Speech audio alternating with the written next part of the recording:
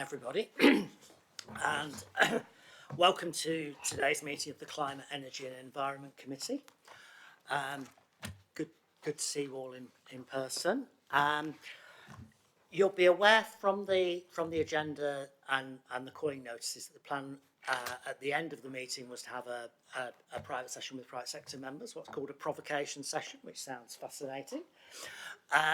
Rather than that take place at 5, I'm hoping, although we've got quite a lot on the agenda, a lot of this is business we're already familiar with, and hopefully people have read the report. So I'm hoping we may be able to get through the main committee by about 3:30 and then follow straight on into that session, if that's okay with people. So, item 1, apologies for absence. Apologies have been received from Councillor Widdowson, Ben Tung and Greg Dodd. Okay. Thank you. And item 2, could remind people to declare any pecuniary interests that you may have as and when they arrive.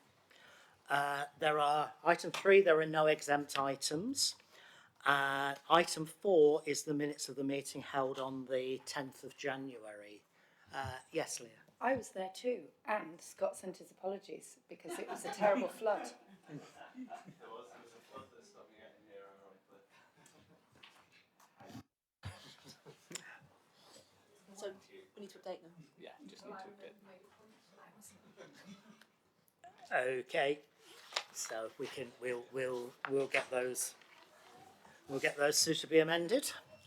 So with those amendments on the attendances, are we happy to agree those as a correct record?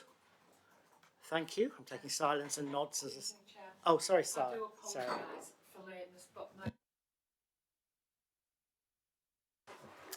Okay, we'll make sure those are added as well, Sarah. Thank you.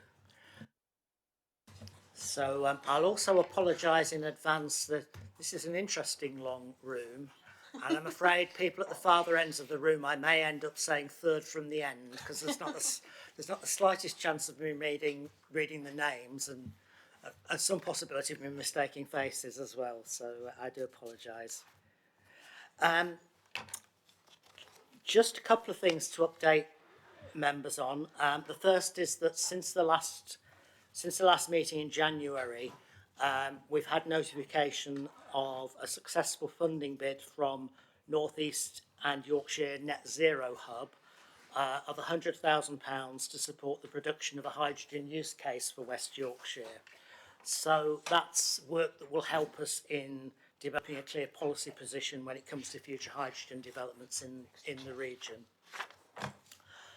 And the second point now, so not with us today, is, as again, I think some people will be aware that Simon Pringle is standing down from his role on the LEP and on this panel. So I thought we should take the opportunity to minute our thanks to Simon for his work previously in chairing, supporting this committee and its predecessor, the Green Economy Panel.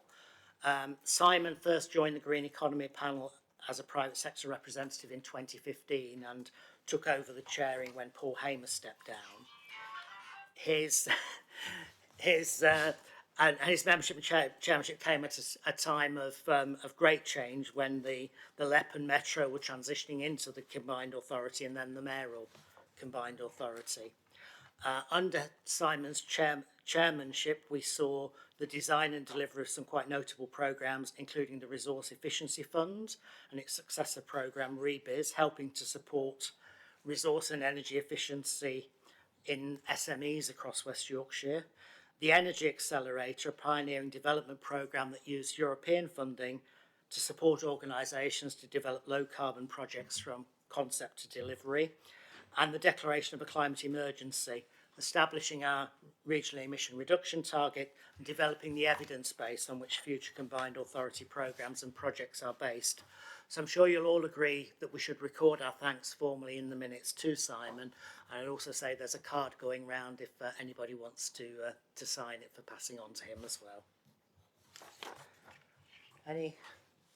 Liz, Noel, anything else to add to notifications? Okay, so that takes us on then to item 6, the monitoring and evaluation framework, and I think Sophie is going to introduce this. So over to you, Sophie. Thank you. So the committee had requested that an approach to supporting the monitoring and evaluation of the 39 actions of the Climate and Environment Plan would be developed. And so a framework has been developed by an organisation that we commissioned called Genecom. And that framework responds actually to one of the 39 actions of the framework of the Climate and Environment Plan as well.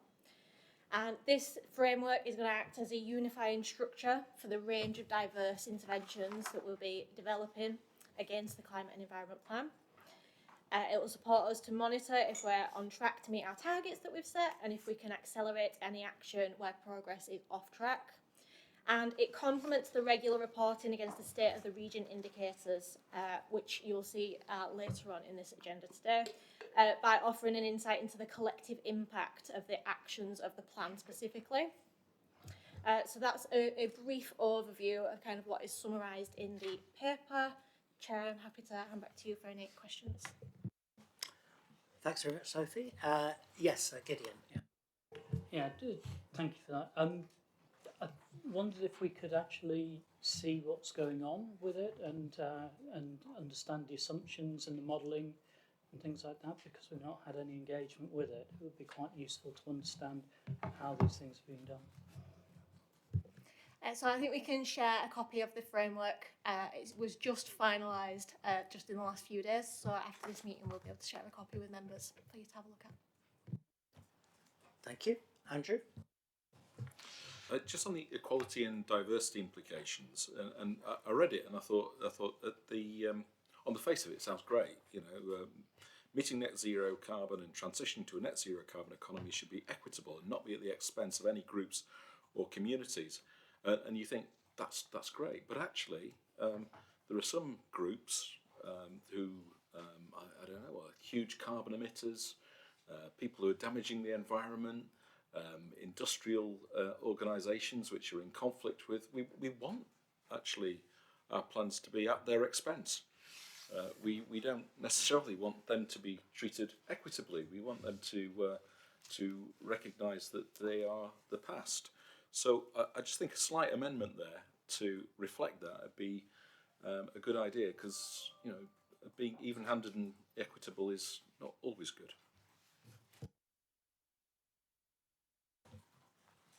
Okay, that's an interesting one.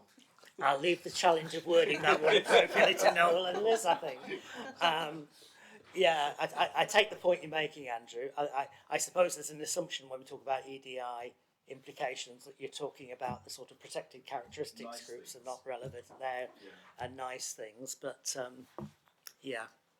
Okay, I guess the point you're making is there is not a pain-through route to net zero for everybody. Yeah, but I think I mean, it's a serious point in a way. You know, I mean, I just wonder whether anybody, you know, sort of like Leeds Bradford Airport would come here and say, you know, hey, it's supposed to be fair and equitable. What about us?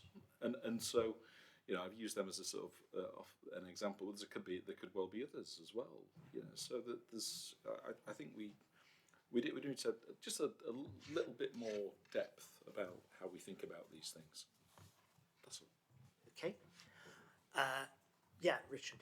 Yeah. And apologies, I've just been to the dentist, so my Irish accent is even more indistinct than normal. You know, I would just like, I respect and understand the view just given. I would give the contrary view.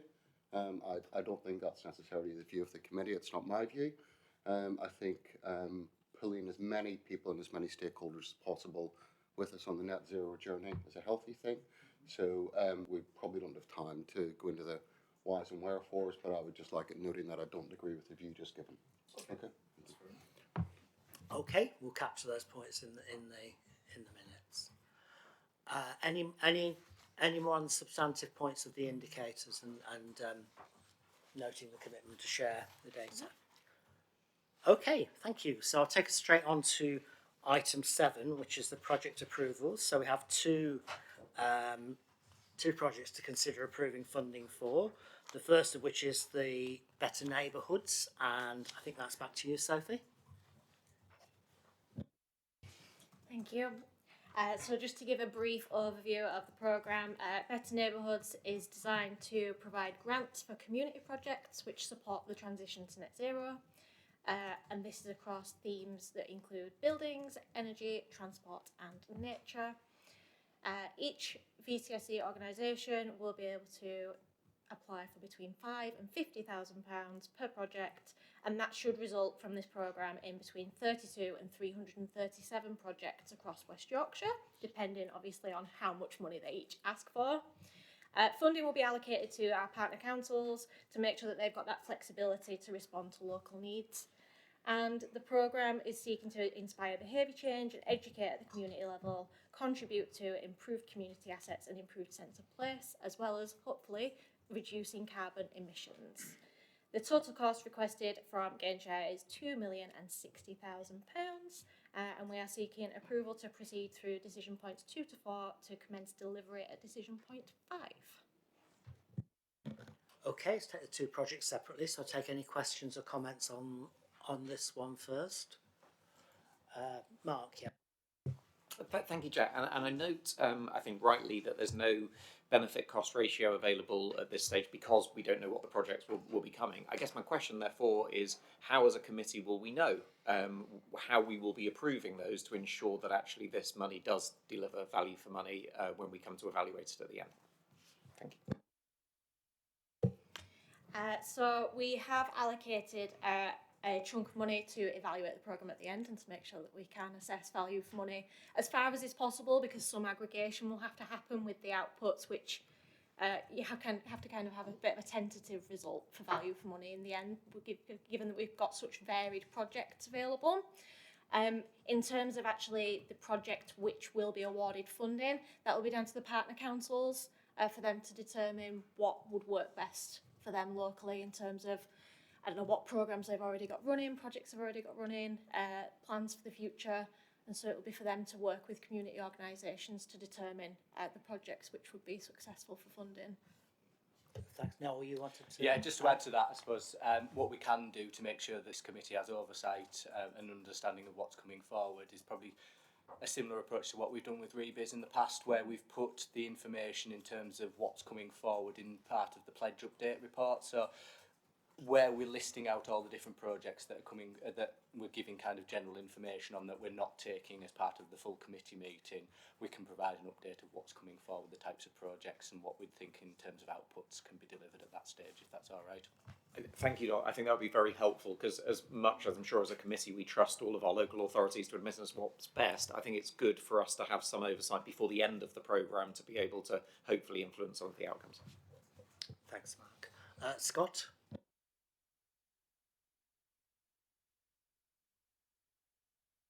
Yeah. All right. There you go. Yeah, I mean, I'd agree with that, and I think benchmarking is going to be an important thing. I mean, a bit of healthy competition between local authorities in terms of who's delivering the biggest carbon outputs isn't the worst thing in the world in my mind. I mean, I know that for Calderdale in particular, and I won't get all parochial, don't worry. The VCS there are screaming out for funding specifically around, you know, sustainability and decarbonising their sort of ambitions and organisations and stuff. I just wonder where we're drawing the line in terms of the handover from us towards the local authorities. What does that look like in terms of comms? Sort of how are we outputting that? Is that the local authority pushing that? Or is there a bit of a framework of how the WICA might be able to assist with that? And secondary, you know, and I'm sure we've got stuff in Calderdale as well that we'd specifically love to fund without throwing it out to the VCS for a sort of bargaining system, but how are we going to balance that pet project sort of thing between making sure the wider VCS has the opportunity to feed in? Sorry, a few bits there. Yeah, thanks. So, excuse me, Sophie, do you want to come back on those?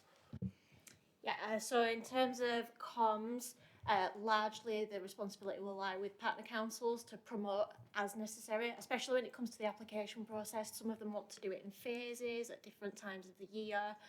So we've kind of left them that flexibility to be able to do that. However, they will be working with our comms lead to make sure that messaging is aligned, and hopefully we'll have a bit of a nice launch, and you know, we will have that feeling of that West Yorkshire progress at the same time, and some regular reporting throughout in terms of achievements and at the end as well to bring it all together. And then in terms of your second question, do you mean in terms of making sure that the projects are beneficial to the region? Is that... Yeah. Only in so much as, so when we deliver grants, we bear in mind a load of different metrics, including geography, you know, indices, multiple deprivation, not just who's good at bidding for stuff. And I guess there might be a tendency for some partner councils, I'm not pointing a finger at any, to already have projects that they've decided they want to fund, and that's fine. But I guess I'm just looking for reassurance that there's going to be a blended approach to that, so we can do some of that pet project thing potentially, which we should, but also make sure that the VCS has an opportunity to, well, benefit as well. I see. So there's two approaches that will hopefully help with that. One is that for maybe less experienced organisations, those who aren't maybe used to bidding or working with the local authority to access funding, the local authorities have agreed that they will support those organisations to access the application process, kind of help them through it a little bit more. And the other thing is that we will have a steering group for the programme as well. There will be VCSE representation on that steering group as well as partner councils, so they'll have some insight there as well, and they'll be kind of overseeing the impacts of the programme and progress that's been made, so hopefully they can keep an eye on that potential issue that you've noted. Thank you. 2 or 3 more people, so Jack next. Thanks, Chair. Yeah, it develops a bit on what Scott's just said there, and I agree with his remarks. Obviously, welcome this funding. I think it fulfils a gap that we've got at the moment, very much so with the voluntary sector when it comes to climate funding. I think you've touched on it a bit in your response, Sophie. It's really how we can make sure that this funding gets to the groups that really need it and support those groups to come forward with applications and bids. So it's how we can ensure consistency across West Yorkshire in the application forms, in its simplicity, whether we could have a sort of guide with example projects when we get a few pilots up and running, just to make sure that it's fairly applied across West Yorkshire and it's genuinely getting out to those disadvantaged groups that can make the most of it. Because one of the things that you often get is we want to help with the green agenda, but we don't know how almost tell us what we can do, and we'll do it. So as much simplicity in the application system as possible would be something I'd welcome. Thank you. Gideon? Yeah, thanks. I've got a couple of comments. I think, if I remember rightly, I was reading underneath some of the other documents, and it's talking about CO2 and not CO2e. So that would just be, are we talking just about CO2 and energy, or are we talking about overall emissions? And I think it's important we understand that. And it seems to be in quite a few documents that it's a blended comments about CO2 and CO2e, and it's not sure which way round it is. That's one. And the other part of it, I suppose, is probably more pertinent, is that there are other organisations out there who are not councils but also work across council sectors, in the third sector, for instance, that might want to be involved with this, and how would they work with, you know, if they're covering different areas? Thank you. Thanks. You want to pick that one up? Sure. So in terms of that first one, I'll have a look back over the documents. Thank you for pointing that out. In terms of that, we will be doing carbon emissions impact assessment at the end of the programme. So we will be considering that. In terms of how other organisations might want to get involved, each of the partner councils are leading the programme in their district. If they span more than one area, they could either get in touch with Combined Authority, or they can get in touch with one of the councils, and then the councils are kind of ready to, if they've got any projects that might span more than one district, for example, they're ready to know that they need to liaise with each other and work out how that might piece together. So they certainly wouldn't be restricted from doing any projects like that. Thank you. Leah, did you still want to come in? Oh, all right. So I thought you didn't care before. Andrew? This is great, and I think it sort of does fill a gap in terms of just it's so broad in terms of what you could apply for that that's incredibly helpful for those of us who've got a number of different sorts of projects which this would fit into. So in some ways, I'm less bothered about carbon savings, which feels a really bad thing to say. In fact, almost heretical to say. But because I think we should be informed. Obviously, know what the carbon savings are. But with £5,000 being the sort of minimum for a project, I think some of the carbon savings on some of these projects are actually going to be quite low. I think there's a lot of learning that can come out of this, but I don't think we should look at this as being an integral part of our project to deliver a zero carbon West Yorkshire. So that's just a thought on that. But yep, I love it. Okay, so no more questions on that one. I'll move us on to the Combined Authority Asset Solar Project, and Owen, ask you to introduce this. Hi, elected members. My name is Owen Gilroy. I am the project lead for Bus Station Solar. The scheme will be delivering 233 kilowatt peak of solar panels across 7 stations across West Yorkshire. Funding for the scheme has initially been identified through GainShare. However, discussions are ongoing as to whether to take this from a different funding pot that might be more appropriate. The scheme will result in carbon emissions with a reduction in gross carbon emissions by 393 tonnes over a 25-year warranty period, and reduce energy consumption from the national grid energy supply, reducing pressure on the revenue budget, with cost savings anticipated to be 1.7 million by March. And the scheme will be delivered by March 2024. We're looking to get on site in May of this year. So yeah, we're looking for approval to proceed on to Activity 5, which is delivery. Total value of the scheme is £476,203. Current funding, so we've got our development funding, and the funding we're seeking today is £366,310. Thanks very much. So again, any questions or comments on this one? Andrew? So when I looked at this, thought, yep, good. We've got a fairly good payback period. I think one of the earlier payback periods seemed to be a bit. I think it was going to do all the savings in 1 year. I think I can't find it now where it was, but that was it was corrected later on. When I was looking at this, I was thinking, yeah, what would the cost comparison be with investment in a solar farm on West Yorkshire land? What would the comparison be with a wind turbine on West Yorkshire land in terms of investment for carbon savings? And this is like the different approach to what I said before. I think this sort of money, where you're looking at it, I think you've got to think, you know, what if this is about renewable energy, if this is about generating renewable energy, what's the best way of doing it? Putting on bus stations is very visual, and it's a good marketing of what the councils are about and what West Yorkshire Combined Authority is about. But is it the best use of the money?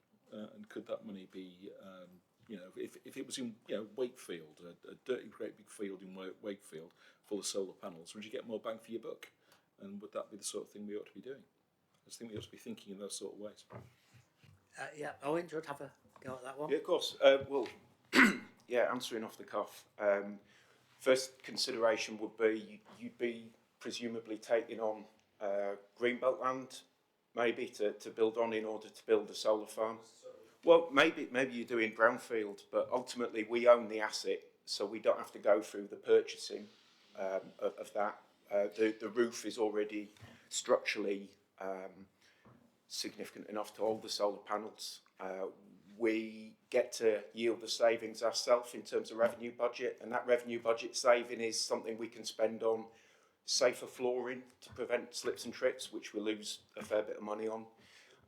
Accessibility, so looking at better tactile signage, wayfinding across bus stations, employing more security guards to keep staff safer, you know, women and girls priority. So for us, you know, working with facilities and assets, you know, I understand that they are under significant revenue budget pressure, and this represents for them a significant saving in both cost and carbon.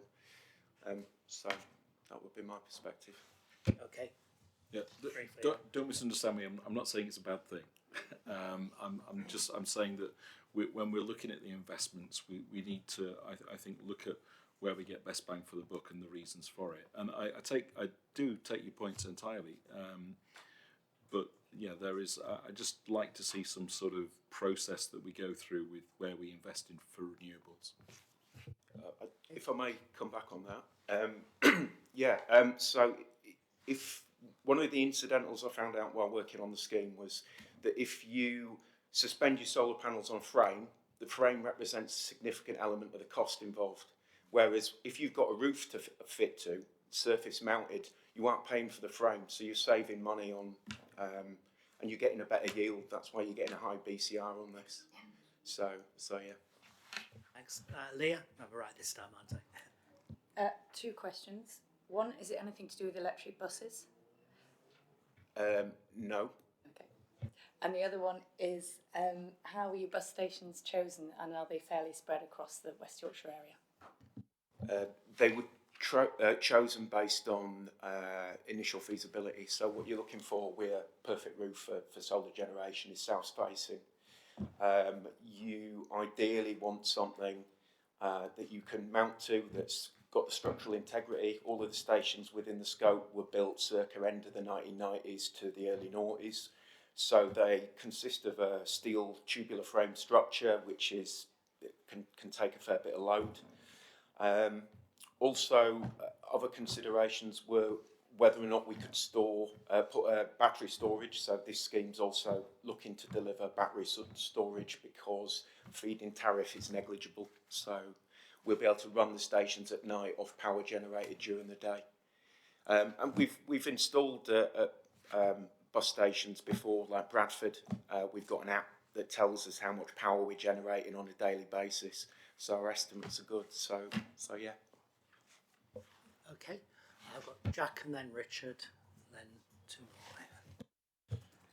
Thanks, Jay. Yeah, I do think this is important as an act of sort of visible leadership, as you touched on earlier. It's about showing the people of West Yorkshire we can have a greener public transport system. It's not just about low emission buses. It'd be very visible to see these solar panels on the bus stations. My question is about energy efficiency as well. Have we looked at energy efficiency as part of these measures? We know bus stations are very high intense use. The lights are always on. There's lots of screens, and particularly, I know that it's not necessarily in this project, but where solar's not suitable for certain bus stations, very much think we should look at what alternatives there may be in terms of obviously energy efficiency as a basic measure, but whether there are other sources of renewables we could look at those. So I suppose it's whether we can look at a future phase of this work that might consider other bus stations that aren't suitable for solar. Yes, so we are looking at a number of energy savings, not within this scheme, but I'm working directly with facilities and assets. So we're looking at things, for instance, like when there's no buses operating, so on Christmas Day, turning everything off, other than things that need to be kept on all the time. A lot of our real-time information, RTI, is over 10 years old. The technology's improved since, so you've got better energy efficiency with that. We are sort of in this battle between, as we use more and more tech, we're expending more and more energy, but then we have to revise the tech so that it's consuming less energy and find ways of generating the energy. So yeah, we've made a lot of considerations about that, and facilities assets have looked not just at bus stations, but also at Wellington House. So for instance, turning aircon off outside of office hours, and things similar to that. We've got a lot of real-time data on power consumption, so we get from bus stations remotely consumption on a half-hourly basis. So we know how much our stations are using, we know when they're using it. So there's a lot of data out there for us to use, and that's been used in building up the business case. Could you remind me of your second point, if you would? You were talking about energy efficiency. I think you've covered it really. To be honest, you've already mentioned energy efficiency. Yeah, I suppose it was looking at the other point I did make was about alternate sources for some of the older bus stations that might not be suitable for solar.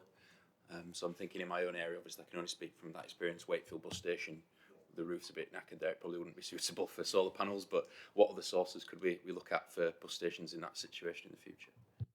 Well, Wakefield Bus Station is Arriva owned, so you've got an estate where it's some assets are owned by the CA, the majority are owned by the CA, but Wakefield is owned specifically by Arriva, sorry. In terms of energy efficiency, when you're looking at bus stations that potentially don't have the structural load bearing capacity to hold, there are some stations where there is potential, like Bradford and like Batley, for generating more power than the station actually consumes.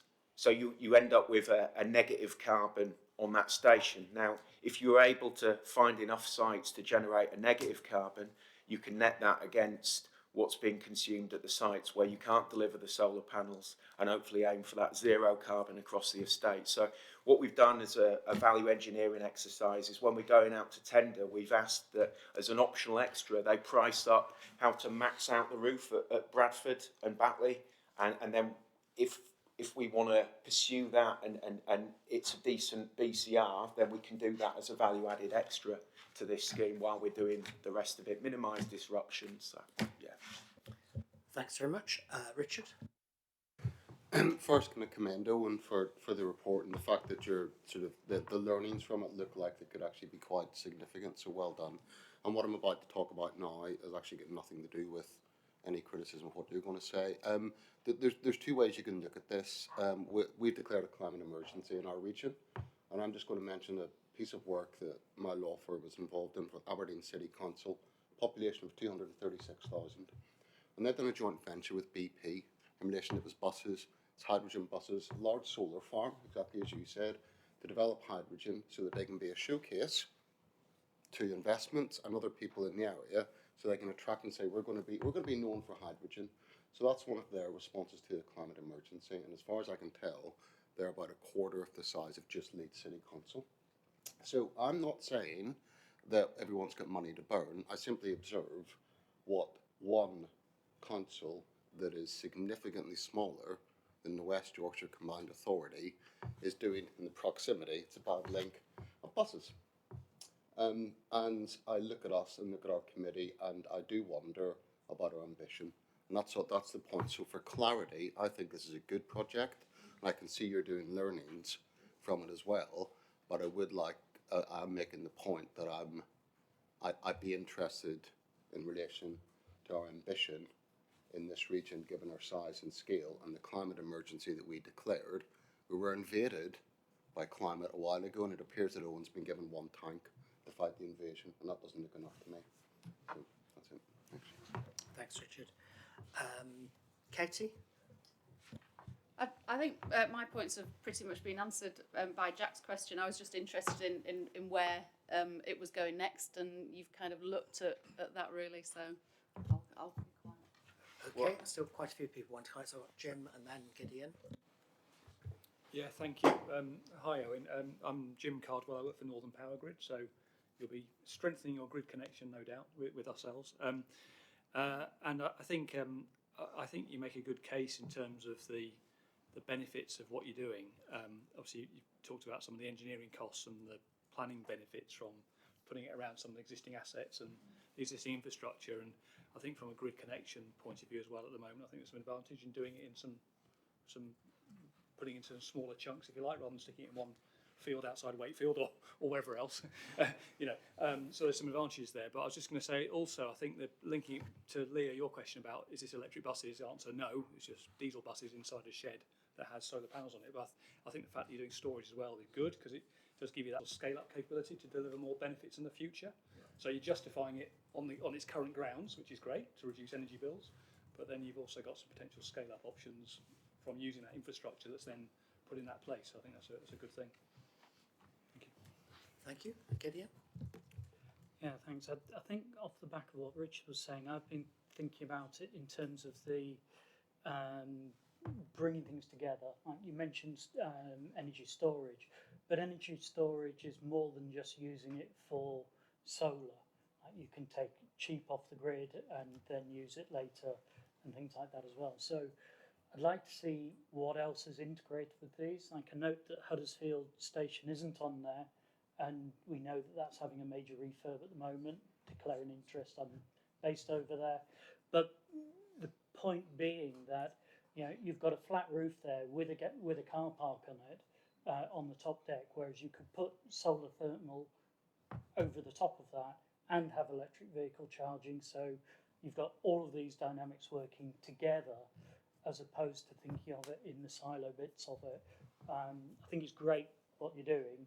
I just think we need to think a bit broader with it. Thank you. Yes, so I think from my position, I'm relatively junior. So I basically, the process is a strategic assessment is undertaken before I get my hands on the project. And then there's a project mandate. It's approved to be further developed. That's when I get hold of it and I start planning.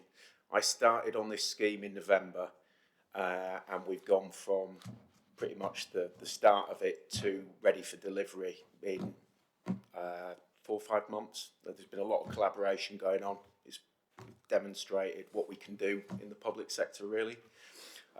In terms of, you know, sort of what I'd like to see, you know, if I was further up the chain and more of a decision maker, yeah, bigger the better for me. I think there's loads of economies of scale to be had. I think the integration with powered buses going forward, subject to bus provision for more rural areas where you're wanting smaller buses, makes a lot of sense to me. In terms of, I think there was mention about future schemes and future development. I think one of the ways that schemes are parcelled up is if you have a full station refurb like Huddersfield, you don't want to pack multiple schemes on the same site, because you've got multiple teams then, all trying to plan stuff, trying to work around each other. You've got issues with multiple contractors. Who's the CDM main contractor? It's quite easy to get into disputes and that. So the better bet is to lump it all in with the one larger scheme rather than to have multiple schemes on site. Sorry, I'm just worried about that, because that last part of it then means that you're going to miss opportunities because of concerns over who's going to run the project. It comes down to project management of it.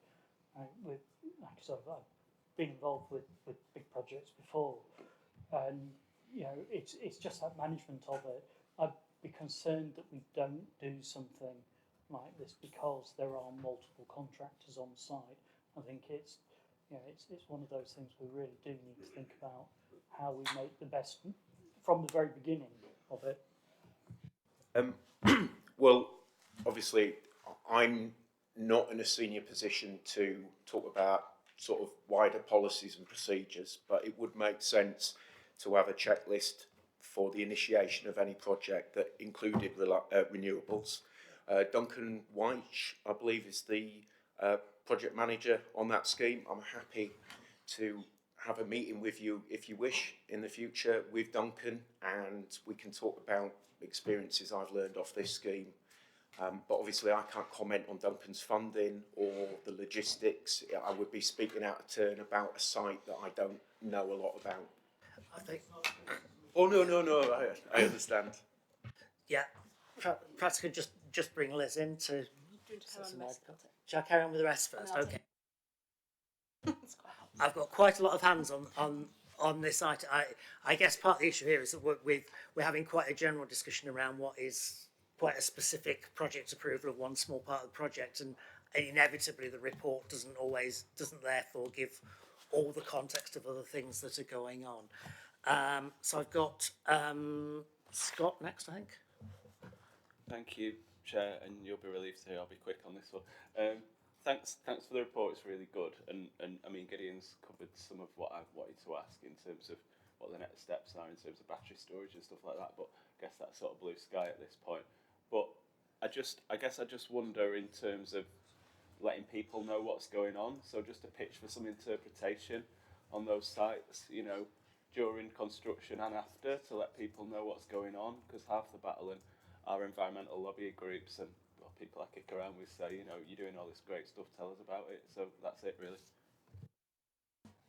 Okay, Yeah, thanks. so- So I've, sorry, I've still, so I've, so I've got about 4 people still want to comment on this.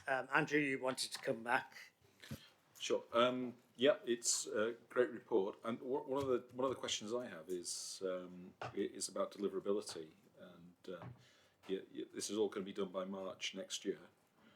So that looks to me a bit tough, really. I'm just wondering if how confident you are that you'll deliver in that time scale, the state of the industry. Have you got installers ready? Because you know I know that the installers are quite pressed at the moment, and just wondering about if there's going to be much price inflation that you might not be expecting with this. Well, we have been expecting the price inflation, but in terms of the BCR, the energy prices at the moment are still making the benefit cost ratio quite healthy. If we have an issue with securing the solar panels, we'll come back. We'll have to. But in terms of confidence of delivering within that time frame, yeah, very confident. We've been around with the maintenance contractor who we've procured this through, and the consultant that they've subcontracted out to.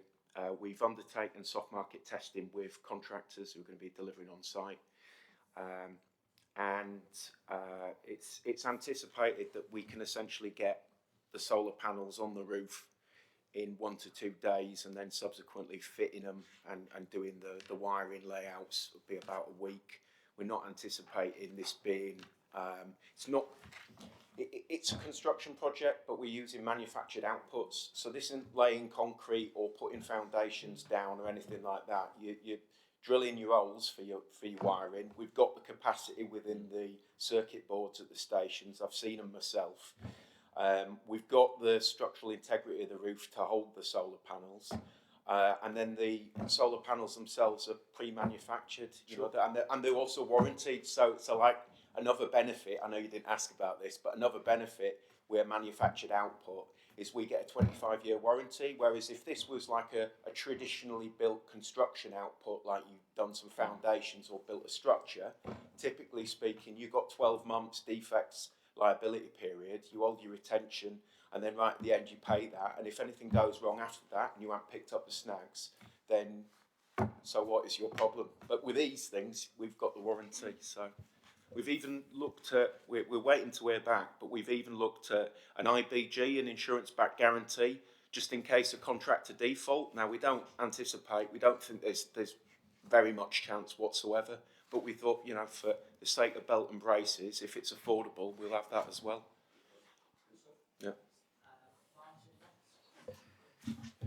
Thank you, Chair. Just to echo Gideon's point, Dewsbury Bus Station is in line for a £7 million plus investment. At the moment, I think it would be good for this committee to have some assurances that investments on that scale are incorporating renewable technology in line with the approval that we're hoping to give to this afternoon. Thank you. Will? Thank you, Chair. I'm William Firth from EMR. We're a large industrial metal recycling business. We've got lots of large roofs. So yeah, we've been doing a similar exercise, but just 2 things really. One, we've been looking at rainwater harvesting at the same time. We've been assessing the roof structure and wondered if that had come into consideration at all. So it's very visible, and from an educational point of view, that could be quite powerful. And then secondly, we've just started to speak to solar panel manufacturers about end-of-life recycling, about taking the assets back and, again, demonstrating some circular economy principles. So just wondered if you considered either of those or could do. Well, I'm not just working on this scheme, I'm working on some other schemes. So we've been looking at whole of life costs, both carbon and money for bus shelters and for these solar panels. We've looked at green roofing for a shelters project that I'm working on, and we've looked at basically maximising the amount of manufactured inputs we got. So off-site construction with shelters. So this represents an opportunity to achieve all our sort of strategic and environmental objectives, but at the same time get something delivered quick so that we meet the funding deadlines. So we've considered green roofing, solar panels, energy efficient lighting, automated switches, not rainwater recycling, but I can definitely go and research that, and then suggest it for subsequent schemes. I think we've also looked at green walling at sites as well, but yeah, I've done similar stuff, looking at schools capital projects, because obviously you mentioned the education thing, and it'd be nice to try and find a way of doing that, but with bus stations. So yeah. Thanks. John, and then I'll ask Liz to wrap up. Yeah, just the question in there that relates to a alternative funding stream, and my question was whether or not that was going to pose any risk in terms of the ability to deliver this project, in causing a delay through that review, and then also understand whether or not that would offer the potential of increasing the size or scale of the scope through any alternative funding scheme. Thanks. That's something, Liz, you want to pick up in your... Yeah. Yeah. So thank you. Can I just say thank you to everybody's comments? I think that's one of the longest conversations we've had about a scheme approval and lots of detail. So thank you, Owen, for being able to answer all the questions. I think just to reiterate something, Chair, Councillor Smith, that you mentioned, that if many of you who were in this committee kind of this time last year, we did do the process of prioritisation about what we should be spending the money on, and you're now seeing the schemes come through individually. So this is just one part of a slightly broader solar programme, but because of the nature in which we do these reports, it's come through as an individual project. So I think it's something for us to take back, because not everybody was involved in those conversations, just to maybe reiterate how this maybe fits in with the other things that are kind of coming forward, just to help remind people kind of where we've come from. So this very much is part of a wider set of things that we are trying to do, but we're wanting to really seek your approval to be able to, on this particular project, to take it forward. And there's some really good points that we can kind of build into other things. But I think if committee, and maybe we'll come to the recommendations, are content to carry that forward, we will then take on board and really come back with when we bring these project approvals forward in future, a bit more upfront of how this fits with other things, so you don't just see it in isolation. Thanks. Yeah, Gideon, yeah. Sorry, can I just make one comment before people make a decision on this? Like, if we're talking about battery storage, then we need to make sure that it's battery storage ready. So we need the cabling to go in the right places from the solar down as well. And, so there's considerations there that need to be thought about on the way through with this. Because, yes, we should approve it and get the funding, but we shouldn't miss the opportunity and then find it's costing more because we haven't quite got it right in the first place. Sure, maybe Chair, if I can suggest that if you're happy to, we'll take the conclusion. If you decide as a committee you want us to take this forward, then maybe as what part of the recommendations we'll just minute that we will look at that and see whether we consider that can consider that as part of the scheme. And sorry, I didn't pick up the question about the kind of funding. I would like to get to a world where we're not too worried about the funding pot. So we're asking you, is this the right thing to do? And then we can then, behind the scenes, if we bid for money and it kind of works, we don't have to come back to you to say we'll swap money around. We'll just kind of make it happen behind the scenes. So I think back to the delivery point, I'm not expecting any risk around delivery. We'll just swap the money in and out depending on if it's more appropriate to use a different pot. It's just that you put in the document that said it's been reviewed. Yes, and immediately you're going to say, is there a potential risk associated? Sure, it's a good question. Okay, well, very briefly, yeah. I think I'm not misspeaking here in saying that it's CRSDS funding we're looking at using for this, and there may be potential for additional funding if we get positive results back on the value engineering.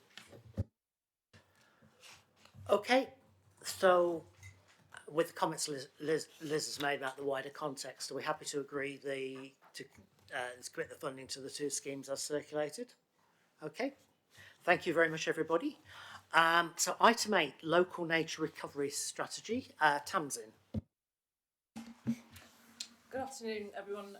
Tamsin Constable, I'm a policy officer in the Place and Environment team.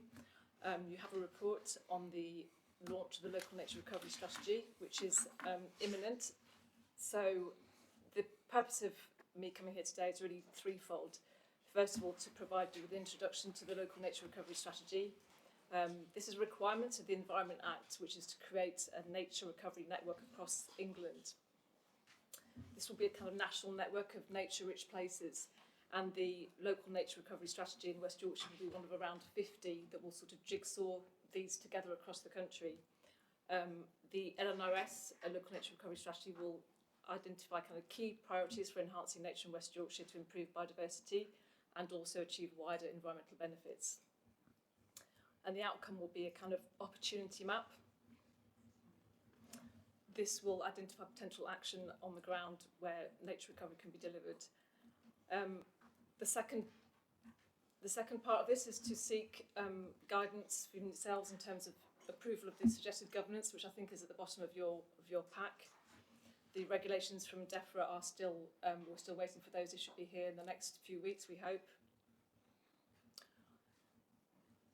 And then finally, if we could draw your attention to the particular part of the governance suggestion, which is there's a suggestion of having a kind of wider benefits expert panel as part of the governance process.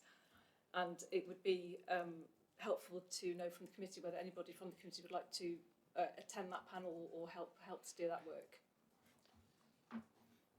Yeah, I'm happy to take any questions now. Thank you very much, Tamsin. So, questions and comments. Leah. Hi Tamsin, thank you very much. And we spoke at the end of the last meeting, and I mentioned that I'm involved in writing Bradford's new design code. And one of the things that struck me in your paper is that it's disappointing that it's got no status in planning or delivery. And if there's a way of doing that, for example, in the Bradford Design Code, we could say developments must link to the local nature recovery strategy, so that you make sure that any green infrastructure you put in there is the appropriate and it links into local habitats and bolsters what you're trying to do with your biodiversity. And I don't know how we make that happen, but do you have any ideas? I think it was very clear that it doesn't have any status in planning. I think the reason behind that was to ensure that much collaboration and contribution from as many stakeholders as possible about what nature recovery across West Yorkshire could look like without kind of worrying about lines on a map. So I think that was the sentiment behind that approach. We're expecting guidance from DEFRA at the end of this process about how this will overlap with planning guidance. And I think that the phrasing currently in use is that it would have to have due regard for the NNRS. Thank you. Gideon? Yeah, thank you for that. I've got a few points for you. One is that I'd like to see more linkage with other aspects of the nature recovery. So if it's woodland, for instance, what we're going to do with the wood, we need to manage the woodlands, and we also need to use that resource effectively. And can we link that with the likes of buildings and homes and things like that? Which would be very good, and it would, link with what's happening with the White Rose Forest Partnership and those areas. There are lots of organisations that are already doing the GIS mapping, and certainly for trees in particular. So there's a list I could give you for that. And I noticed that you were looking for possibly farm representation. I've got someone who would be interested, a big farmer, but it depends on the amount of workload. So maybe I can talk to you about that later. Thank you. Yeah, thank you for both those offers. We're pulling together the steering group as it happens at the moment with different representatives on that as well, but I'll be happy to talk to you about other names in there as well. In terms of the GIS, yes, please, any information you have about data in GIS, we're starting to gather those now and look at what's out there, because we will need to use national data that will be provided to us, as well as regional and local data, which will vary in quality and reliability and usability and all those issues. So a wider ask is any contacts about GIS, please send them my way as well. And thank you for the point about what to use and the kind of follow-on stuff about the woodland stuff. I'll take that on board. Thanks. Thank you. Scott and then Sarah. Thank you, and it's a really good report, and big fan of opportunity maps. But I guess that's where my point is really. It's about integration. and making sure that you're aware and cognizant of what opportunity maps that are dealing with land of nature are happening already in particular boroughs. For example, I know of a couple in mind to do with NFM, you know, and sustainable drainage that already exist, some of which have delivered limited outputs, others of which haven't. So just to sort of be mindful of that. I guess, and sort of on Leah's point, yeah, it's frustrating, isn't it? I guess it's the same as supplementary planning documents and, you know, moving forward with planning and stuff like that. It's more of a sort of guidance thing. I just wonder what capacity West Yorkshire Combined Authority has to lobby for fundamental policy changes like that to make them a bit more real in future. Is that a place we'd be comfortable to go towards? I know it's something I'm keen on. Might want to take back to leaders, perhaps, but yeah. Okay. Sarah? Thank you, Chair. Yes, mine was really linking into local knowledge, and maybe sometimes we don't need to reinvent the wheel because there's a lot of information out there. But also it's around long-term management through investment. Is quite often that this investment comes but there's no long-term plan, or we manage a project. So whether that's tree planting or rewilding, etc., is that people think that you just rewild. Well, you may do, but you need to manage that rewilding to ensure that you get the best benefits. So I'm just raising that now. It isn't just the short-term investment, it's the long-term management and requirements to manage that, and that's funding. Thank you. Katie? Thank you. Well, yeah, a couple of people have already made points about the fact that there is work already going on, and I think it's really important to tap into that. And linked to that, in the report it says that DEFRA expects authorities to consult widely, so I just wondered if you had any more detail on what that might look like.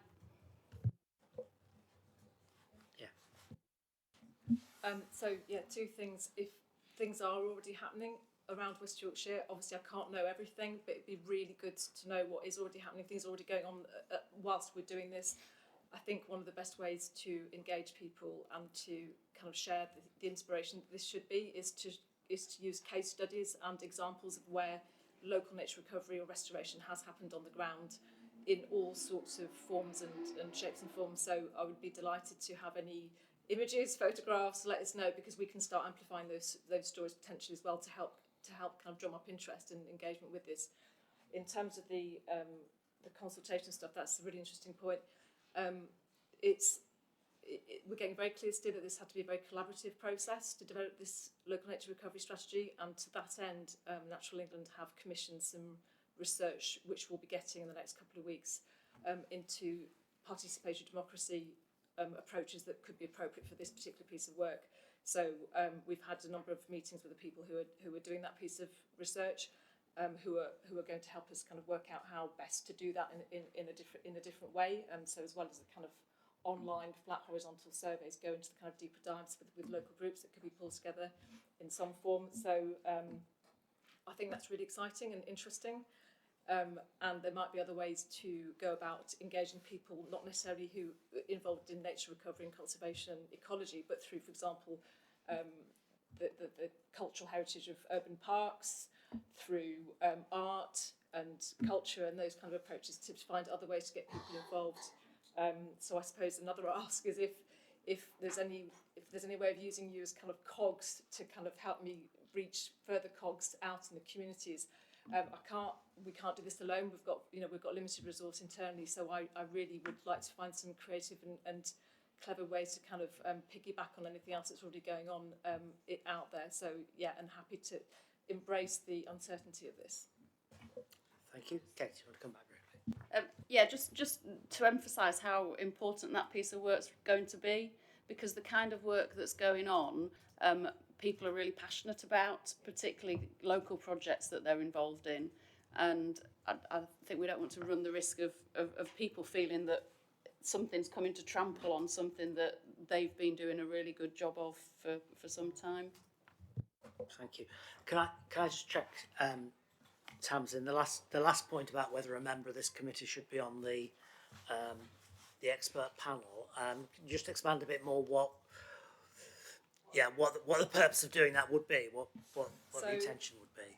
So there are two, as I understand it, given the fact that the regulations and guidance haven't come out properly yet, but as I understand it, there's two sort of main elements to the local nature recovery strategy. The first part is the habitat restoration and biodiversity improvements at a kind of landscape scale across West Yorkshire. The second part is that it's expected to deliver kind of wider environmental benefits. So we're talking about things like health, community cohesion, access, children's independence, that kind of, so economics. So my hope was to have, as well as the steering group, which will do a lot of consultation with wider experts on the ecology, habitat conservation, the really expertise in that field around biodiversity and habitat. It would be really helpful to have a group of people who aren't necessarily those kinds of experts, but can understand the overlap between nature and health, nature and business, nature and culture, nature and that. So two people from this committee would be good. Maybe, I don't know. Yeah, I don't know how you feel about that, but it would be useful potentially for me. Okay, I think probably the helpful thing would probably be then if we could do a little bit of a note of what the commitment and involvement would be, and circulate to get some expressions of interest, I think. But sorry, Gideon, did you want to come in on that one? Or? No, thanks. You just answered exactly what I was going to ask. Fine. Jack? Thanks, Jay. It wasn't on that exact point, but I just wondered in terms of the governance structure, just how you see the expert panel interfacing with the steering group, because obviously, not to be controversial, but we have developers listed down on there potentially as part of the expert panel, and I just want to know how they might influence or shape the direction of travel at the steering group. I don't know yet. So no, that is a good point, and I'll take it on board. The steering group is slowly being populated, and I'm keeping a couple of the spots kind of vacant on that to see what that looks like, and there'll be some shuffling because this is one of several LNRSs across Yorkshire. So bodies might have to shift around them, and then once we've got that in a bit more shape, then we'll see what we need to complement it on the expert panel side. So if you don't mind bearing with me while I fudge that answer, I'd be very grateful. Thank you. So thanks very much. So I think broadly happy with the direction of travel in here, and if we could circulate a bit more information and see if we've got some volunteers to be involved, that will be great. And perhaps there's further discussions about links. As you were talking, I think about some of the collections piece, sort of the active travel work in a lot of councils ties in with public health wellbeing strategies as well. So there's some really interesting connections there, I think, actually, to build on. Just one final comment, which I think I should have mentioned in the kind of wider benefits part, is about this connection between humans and the rest of nature, and that relationship does affect those other wider policy areas, like likelihood to adopt walking and cycling is linked. Thank you. Oh, yeah, Leah. Yeah. You might want to have Yorkshire Water on you, because they're a big landowner and they're dealing with a lot of they've got a lot of infrastructure as well. Okay, thank you. Can I move us on to item 9, flooding update? Noel? Oh, sorry.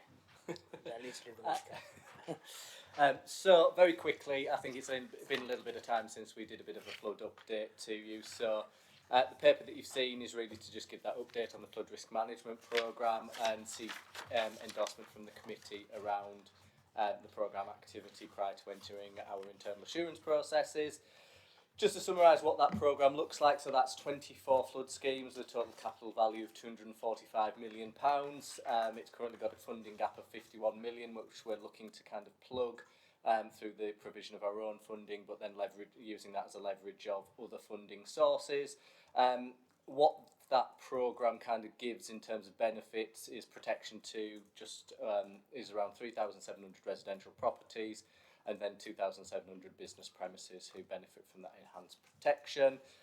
In terms of recommendations, the recommendations really are just to note the work done with partners to drive the programme forward, and then just to consider the proposed methods of engagement with government. So they're at points 2.21 to 2.22, I think, in the paper itself. I think at the moment what that kind of says is that the primary focus in terms of engagement with government is around engagement with DEFRA, but then some sort of peripheral conversations, additional conversations with some of the other departments as well, just to make sure that we are making sure that our message and our funding gap is heard loud and clear at the governmental level.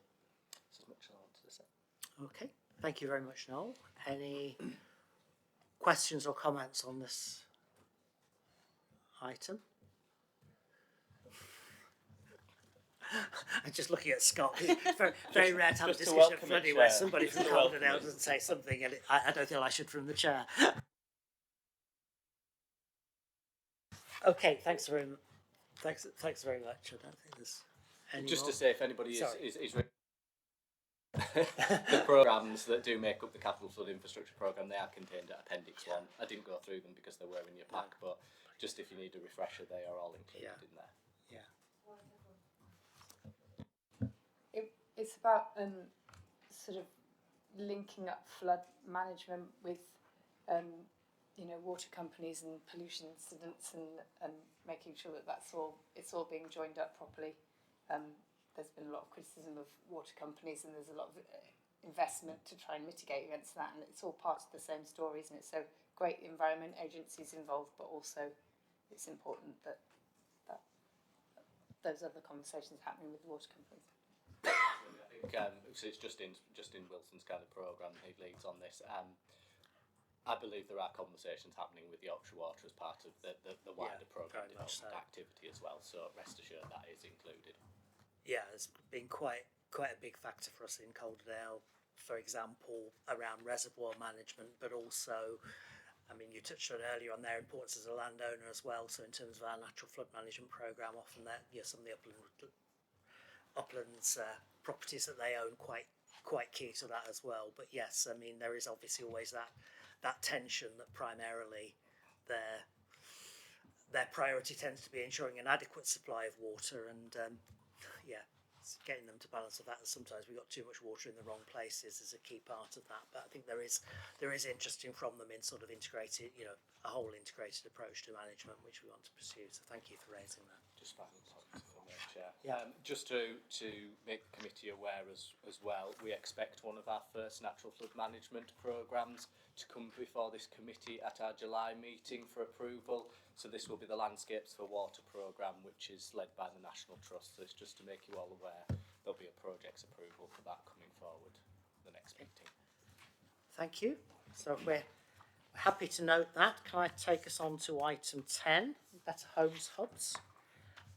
Is this you again, Noel? It's me Yes. again, unfortunately. That's so fine. you Just get fed up lost with my my notes. voice. So Yeah. at the last meeting, the committee heard quite a lot about the activity that's been going on in terms of kind of energy efficiency retrofit around the region. So what we wanted to do was kind of come back to you at this session to give you a bit of a broader view in terms of where we've got to in terms of the vision, the objectives, and the overarching kind of approach that we're taking in terms of our Better Homes Hub. And hopefully this kind of touches on the point Richard's made around ambition in terms of the programme and where we want our ambition around our programmes and where we kind of want to get to.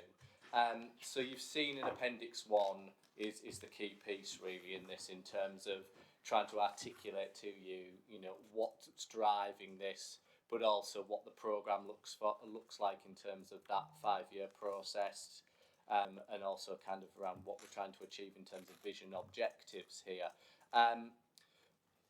Final point to kind of note, I'll touch on some of actually what's in Appendix 1 after this point really, is just to note, like the previous item, there are likely to be several funding proposals that come forward to this committee at its July meeting for approval, so just to put that on the radar as well, so there'll be an ask at the July meeting. So in terms of what this looks like, to try and give you a flavour of what we're trying to get to and the ambition around this, we're talking about a 5-year development process that ultimately leads to the rollout of a West Yorkshire-wide offer when it comes to energy efficiency retrofit and connected elements of that. So where we are at the moment is in terms of years 1 and 3, and we're calling this kind of testing and early delivery side of things. So this is area and theme-specific demonstrator projects, and that does include direct delivery of measures in things like social housing, measures around how we get a one-stop shop for energy efficiency advice up and running, and a long-term kind of plans for decarbonising the housing stock. The idea behind this is this provides us with the learning that allows us to take a step forward in terms of our scale and our ambition of what we want to achieve, and I'll come on to what that is in the next kind of piece, really. After we've done that testing early delivery, which is not just about us testing, can I just say as well, it's taking lessons from other areas as well, because we're not the only ones, we're not doing this in isolation. Other areas of the country are also looking at how do we crack this nut. So there's absolutely opportunity to learn from other areas as well there. Once we've done that kind of testing early delivery, it really starts to ramp up in terms of taking all that learning, bringing it all together into one and testing that in specific locations around West Yorkshire as a fully developed offer. So this isn't about testing component parts, this is bringing all component parts together so they can be tested at a bigger scale and with lots more residents. So, and that's the precursor to getting any teething problems out of the way and making sure the approach actually works before going live with a West Yorkshire-wide rollout. And what that means is, whoever you are, whatever your kind of circumstances, what 10-year property you live in, whether it's social, whether it's private rented, there's an offer that is out there that enables you to upgrade your homes with energy efficiency measures and renewable measures as well. What this is getting us to is, you're all very familiar, we've talked about this previously in the committee, we need to get to 680,000 retrofits by the time we get to 2038. That isn't going to happen with just pepper potting small schemes. We need ambition, we need scale, and this is kind of our development process that gets us to do that. We can't go from 0 to 60 overnight to do that. In terms of what vision we're trying to achieve here, quite a simple one. This is being developed with the partners across West Yorkshire. It's about everybody in West Yorkshire being able to live in a warm, comfortable and low carbon home. It's as simple as that. It's a really ambitious vision for us, but ultimately, why can't everybody have that within West Yorkshire? We've built this around 3 objectives. This is about developing and building consensus on the priorities for retrofit. So what is it we want to do? When do we want to do it? When do we sequence things? Objective 2 is about directly delivering our retrofits. So that's trying out lots of kind of things that we know we need to do and need to crack in terms of finding solutions and approaches for different communities, for example. And then the third one, which is absolutely integral to this offer, is really about establishing that trusted retrofit service. You'll also see from the appendix the activity that we're going to be doing in 23-24. I won't go through that, it's been in your paper, so you've seen that. So really, in terms of the recommendations for here, is just note the contents of the report and its associated appendix, and then it would be brilliant to get your feedback, but ultimately your endorsement of that overarching approach and the delivery of the programme's vision and objectives. Thanks, Chair. Thanks very much, Noel. So I can open that up for questions and comments. Gideon, yeah. I've got a comment and a thanks actually for the team, if you could pass it on for me. They came and did a presentation on the Better Homes hub in Huddersfield the other day, and it was greatly appreciated, so thank you for that. Just go back to what we said before and making sure that we have an integrated approach to these things, like to do 680 homes and the comments about heat pumps. You know, we need the skills, we need the resources to do this, and also we need the realism that this is not going to work in every home, and certainly not in the homes we've got at the moment. So, yeah, it's a big ask, but it's got to be realistic as well. Thank you. Thank you, Jack. Thanks, Chair. I suppose it touches on what Gideon's just said as well. I think it's about how we create the capacity in the system to start delivering at pace, because we're looking ahead to, on the appendix in the plan, to March 2024, we're talking about 3,200 households receiving at least one retrofit measure, which is brilliant.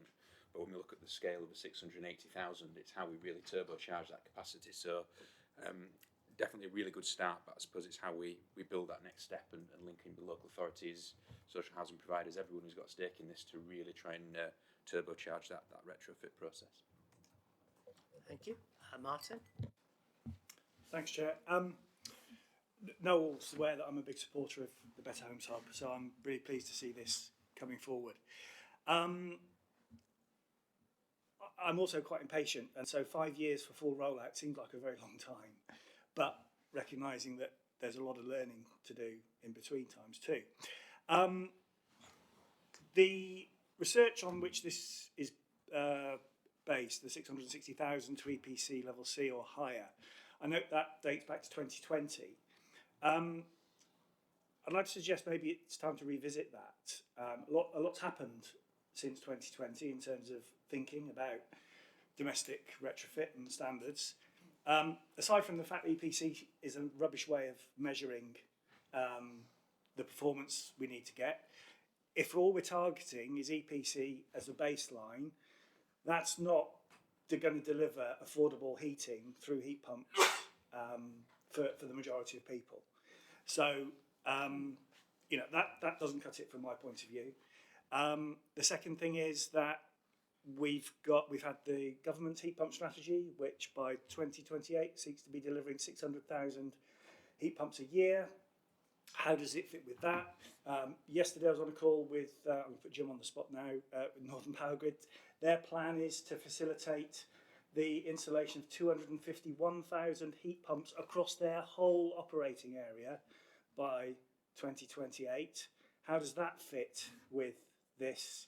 You know, there's lots happened since 2020, and I just think maybe if, you know, nailing our colours to that particular mast that's 3 years old now, we could be missing a few tricks.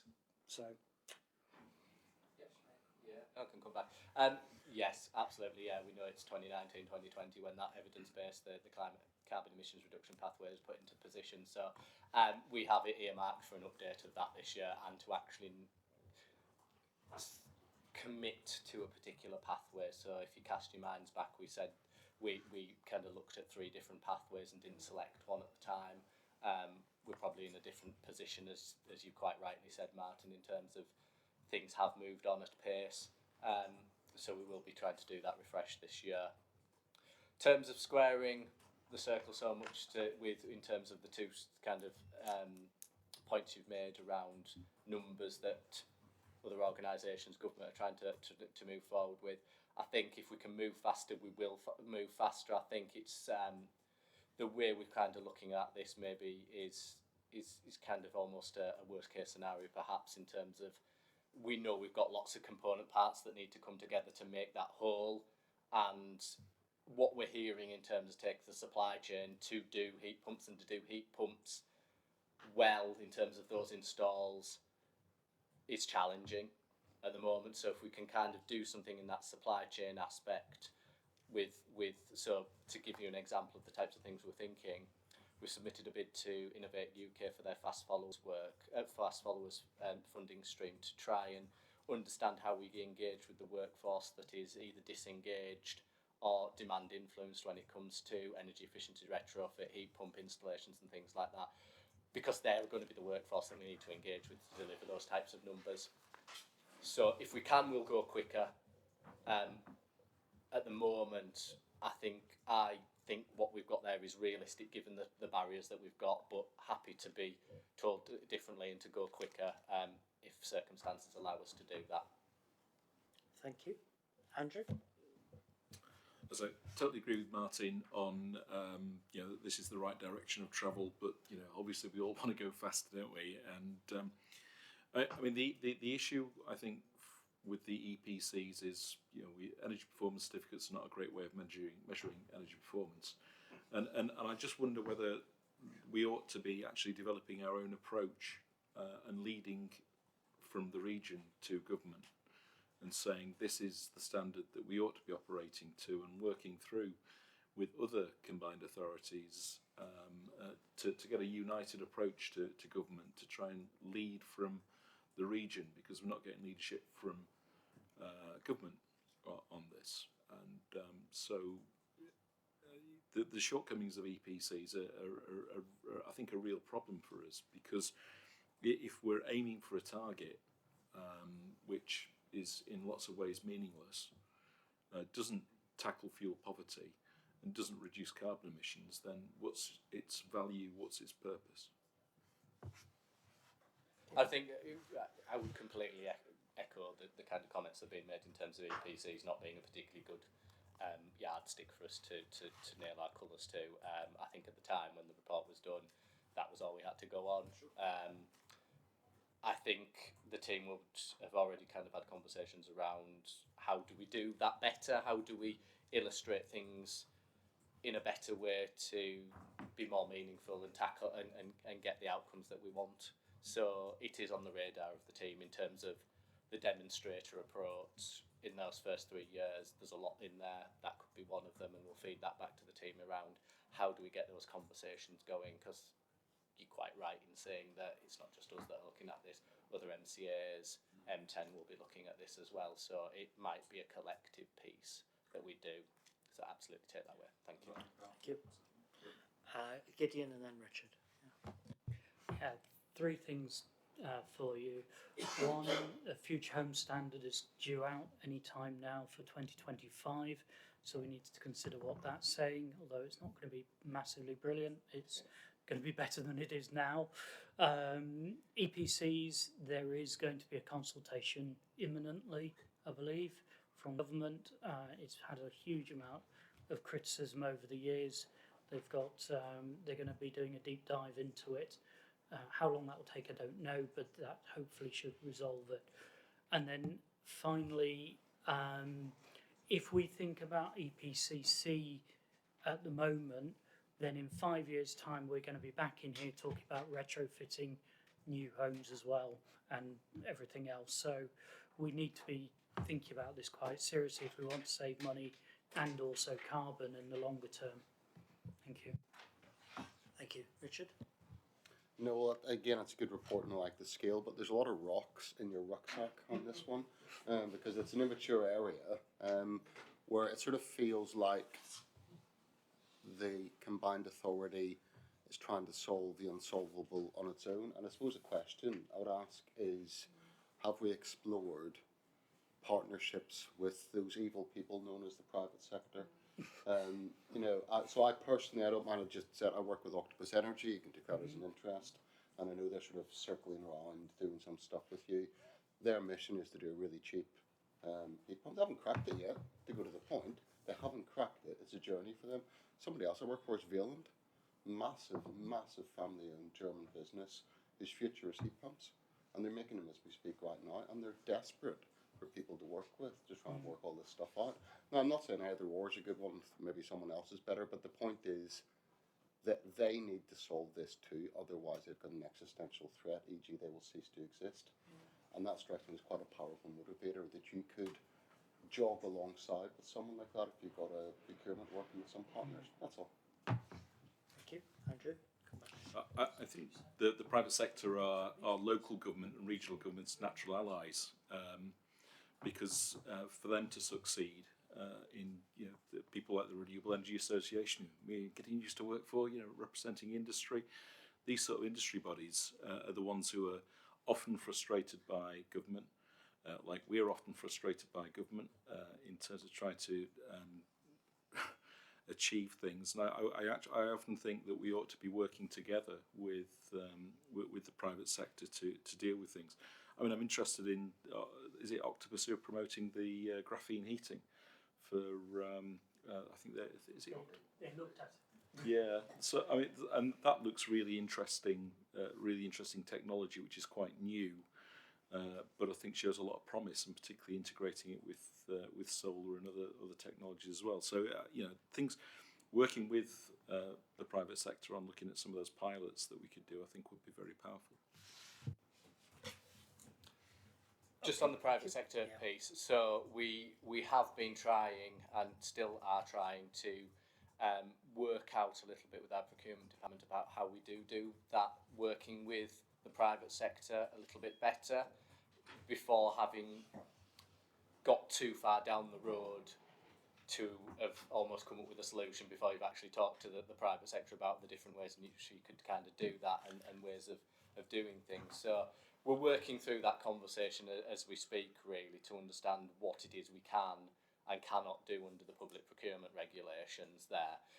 The other point I wanted to kind of make is related to UK Reef, which is happening in May this year. So we're going to have a presence there at which we're going to try and do a pitch around net zero and wanting to do exactly what you've explained there, Richard, in trying to get that interest from the private sector into the numbers that we need to get in West Yorkshire and how do we get there, and needing these strategic partnerships with these different organisations. So very interested in, you know, linking up with Valent. You mentioned there, I have a Valent heat pump at my own home, brilliant piece of technology, very happy to have that kind of conversation with them. Likewise with other contacts, you know, the more we can talk in that to those people, the better, I think. And I absolutely take the point on procurement, and it's a real point. But there is and I want us to thank Bill for this, because we've been talking about these sorts of things. You know, you could. So I know Octopus are looking for a manufacturing hub. Okay.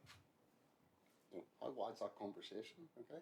You know, so, they could do it here, for example. Valent are based in South Yorkshire, and don't minute this, but my understanding is the South Yorkshire. LEPAs wasn't so, and it's not the most functional, and they're looking at different ways that they need to build a brand new factory. I'm not saying they would do it here, I don't know, I've got no idea, but the point is, the prize, if you start to put your thinking cap on, could be quite broad. Okay. Yeah. With all the manufacturing, everything that goes underneath it. Skills. Yeah. And the skills that would go along with a manufacturing facility of that scale, in terms of the wider ecosystem, would be priceless. Yeah, absolutely. Thank you very much, everybody, for contributions on that item. That was a very, very helpful, very useful discussion.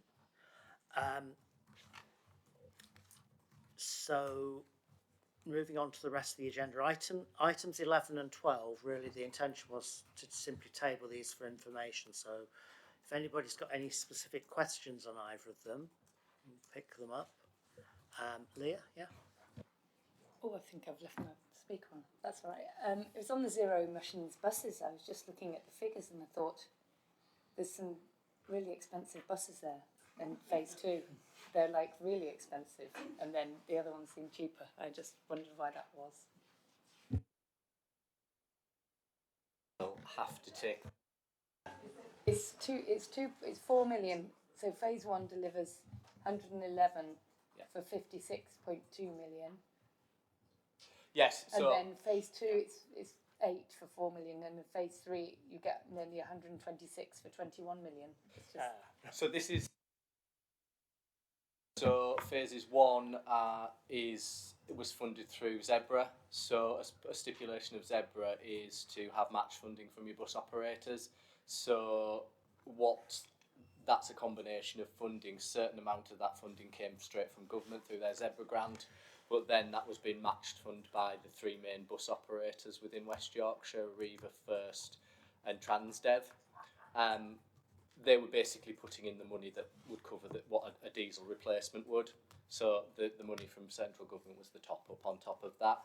The 4 million in phase 2 is much smaller because that is fully funded by us as a combined authority, so we have to cover off the full cost of those buses.